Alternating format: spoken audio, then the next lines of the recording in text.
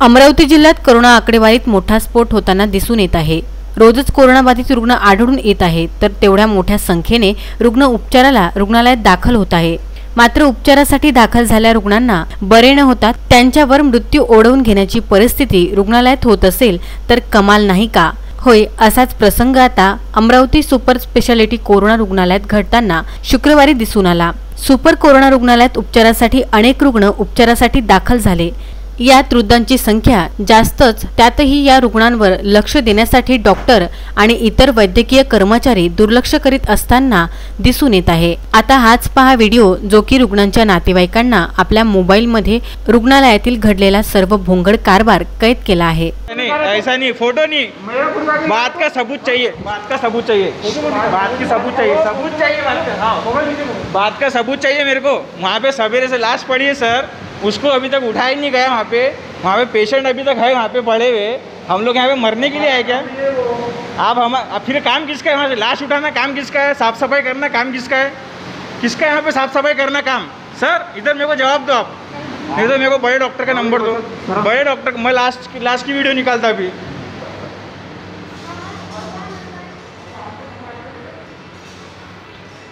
ये देखिए,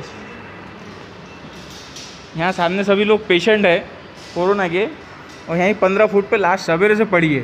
2 लाशें थी, अभी एक लाश यहाँ से लेके गए, एक लाश यहाँ पे अभी भी पड़ी है। और ये सर को नंबर मांग रहा हूँ बड़े साहब का, तो बड़े साहब का नंबर नहीं देने को तैयार है लोग। के लिए ना? हाँ बराबर है, सब मिलके। और यहाँ पे ये पेशेंट है, जगहों पर ही हगरे मुतरे लोग, इनकी साफ सफाई करने वाला भी यहाँ कोई नहीं है। शुक्रवारी सकाळी कोरोनाने एका इसमाचा या रुग्णालयात मृत्यू झाला होता। त्या मृतकाच्याच बाजूने अनेक रुग्ण उपचार घेत होते।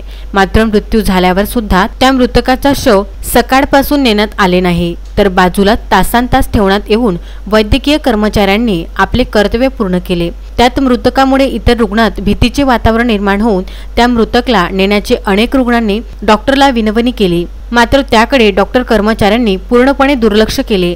या ठिकाणी अनेक रुग्ण आपली दिनचर्या स्वतःच करीत आहे। अनेकांनी तर जागीत शौच लघवी सुद्धा केली, मात्र याकडे कोणीच लक्ष दिले नाही। उलट स्वच्छता फक्त कागदावर दिसून आली।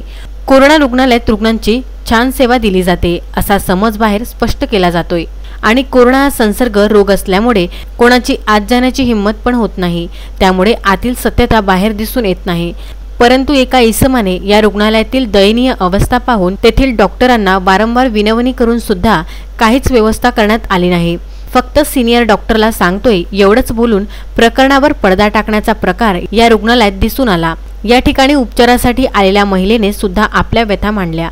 अभी बोलो मैडम, आपको सवेरे से कोई देखने आए यहाँ पे, कोई डॉक्टर कुछ? मेरे को एक इंजेक्शन भी नहीं दिया, बस खांसी की दवाई दी और गोलियां दी।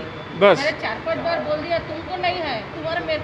एकीकडे कोरोना महामारीवर केंद्र आणि राज्य सरकार पूर्णपणे लक्ष देऊन आहे, लाखो निधी सुद्धा खर्चही करीत आहे, तर दुसरीकडे असा भोंगळ कारभार दिसत असल्यामुळे आता प्रत्येक नागरिकांच्या मनात भीती निर्माण होणार नाही तर काय?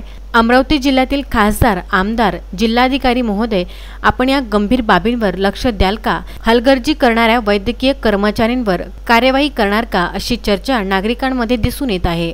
Vidarbha news bureau, Amravati.